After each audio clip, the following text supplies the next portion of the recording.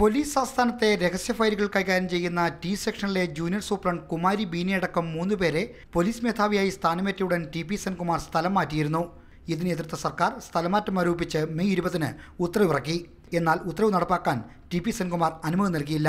സ്ഥലമാറ്റം നടപ്പിലായിട്ടില്ലാത്ത സാഹചര്യത്തിൽ തുടർ നടപടികൾ കൈക്കൊള്ളേണ്ടത് ഉണ്ടോ എന്ന് അറിയിക്കണമെന്നാവശ്യപ്പെട്ട് സർക്കാരിന് കത്ത് നൽകാനാണ് പോലീസ് മേധാവി ബന്ധപ്പെട്ട ഉദ്യോഗസ്ഥർക്ക് നൽകിയ നിർദ്ദേശം. സർക്കാർ ഉത്തരവിറങ്ങി 2 ആഴ്ചയായിട്ടും നടപ്പാക്കാതെ വീണ്ടും വ്യക്തത തേടുന്നത് ഉചിതമാണോ എന്ന സംശയം ഉദ്യോഗസ്ഥർ പ്രകടിപ്പിച്ചു. അത് അവഗണിച്ച് സർക്കാരിന് വീണ്ടും കത്ത് നൽകുകയാണ് ഉണ്ടായത്. ഉത്തരവ് നടപ്പാക്കൽ വിരമിക്കൽ തീയതി വരെ നീട്ടിക്കൊണ്ടുപോവുകയാണ് ഉദ്ദേശമെന്നാണ് സർക്കാരിന്റെ സംശയം. 15 കൊല്ലമായി ഒപ്പം പ്രവർത്തിക്കുന്ന ASI അനിൽകുമാറിനെ മാതൃയൂണിറ്റിലേക്ക് തിരിച്ചേക്കണമെന്ന ഉത്തരവും സെൻകുമാർ പാലിച്ചില്ല. ഇതിനിടെ പോലീസ് ആസ്ഥാനത്തെ രഹസ്യ സെഷനിലടക്കമുള്ള 20ഓളം ഫയലുകളുടെ പകർപ്പ് അനിൽകുമാർ എടുത്തെന്ന പരാതിയും സർക്കാരിന് ലഭിച്ചിട്ടുണ്ട്. 2 ഉത്തരവുകൾ പാലിക്കാതിരിക്കുകയും പോലീസ് ആസ്ഥാനത്തെ ഫയലുകളുടെ പകർപ്പെടുക്കുകയും ചെയ്യുന്നെന്ന് അറിഞ്ഞിട്ടും ഒരു നടപടിയും സ്വീകരിക്കാൻ കഴിയാത്ത നിസ്സഹായാവസ്ഥയിലാണ് സർക്കാർ. വിവാദങ്ങളുണ്ടാകുമെന്ന ഭയമാണ് സർക്കാരിനെ പിന്തിരിപ്പിക്കുന്നത്. ക്യാമറമാൻ അരുണിനൊപ്പം തിരുവനന്തപുരത്ത് നിന്ന് R. ശ്രീജിത്ത്, മാതൃഭൂമി ന്യൂസ്.